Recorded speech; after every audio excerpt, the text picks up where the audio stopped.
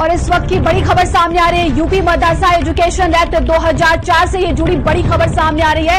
Allahabad high court के फैसले पर सुप्रीम कोर्ट ने अंतरिम रोक लगाई है। यूपी मदरसा एजुकेशन एक्ट 2004 से जुड़ी ये बड़ी खबर सामने आ रही है। देखिए, इलाहाबाद हाईकोर्ट के फैसले पर सुप्रीम कोर्ट ने अंतरिम रोक लगाई है। वहीं हाईकोर्ट के फैसले को चुनौती दी गई थी, तो ये सुप्रीम कोर्ट की तरफ से देखिए बड़ी जानकारी मिल रही है। जुलाई के दूसरे सप्ताह में सुप्रीम कोर्ट सुनवाई करेगा इस पूरे मामले को लेकर। यूपी मदरसा एजुकेशन एक्ट 2004 से जुड़ी बड़ी खबर सामने आ रही है।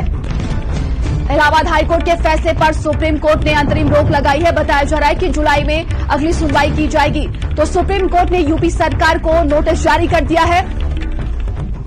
जुलाई के दूसरे सप्ताह में सुप्रीम कोर्ट इस पूरे मामले पर सुनवाई करेगा। और ज्यादा जानकारी के साथ संवाददाता स्वाति हमारे साथ जुड़ गए। स्वाति, बताया जा रहा है इस पूरे मामले को लेकर अब जुलाई में सुनवाई की जाएगी।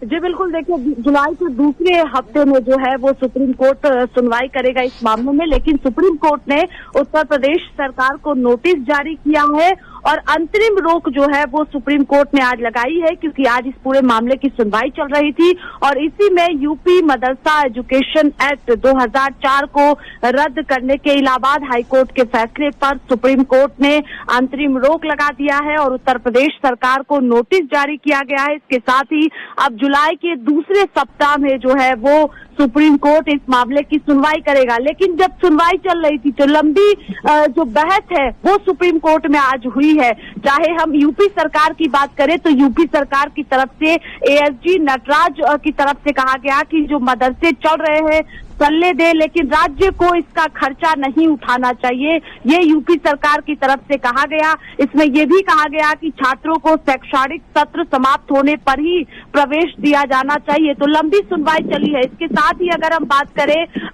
उत्तर प्रदेश सरकार की तरफ से तो तमाम दलीलें जो है वो कोर्ट में रखी गई है, लेकिन अभिषेक मनु सिंघवी की तरफ से कहा गया और अभिषेक मनु सिंघवी की बात करें हम तो वो मदरसे की तरफ से जो है वो आज सुनवाई में अपना पक्ष रख रहे थे। उनकी तरफ से कहा गया कि 2018 में उत्तर प्रदेश सरकार के आदेश के मुताबिक विज्ञान, पर्यावरण, मैथ जैसे सब्जेक्ट जो है वो पढ़ाए जाते हैं मदरसों में, ये कहा गया अभिषेक मनु सिंघवी की तरफ से। और अगर हम बात करें तो मदरसा बोर्ड की तरफ से अभिषेक मनु सिंघवी ने ये भी कहा कि हाईकोर्ट का अधिकार नहीं बनता है कि इस एक्ट को रद्द करे, क्योंकि इससे 17 लाख जो छात्र है वो सीधे तौर पर प्रभावित हुए हैं, ये अभिषेक मनु सिंघवी ने आज कहा है। और अगर हम बात करें तो ये पूरा मामला जो है वो उत्तर प्रदेश मदरसा एक्ट को रद्द करने का जो इलाहाबाद हाईकोर्ट के फैसले को चुनौती सुप्रीम कोर्ट में दी गई थी और chief justice DY Chandrachud, justice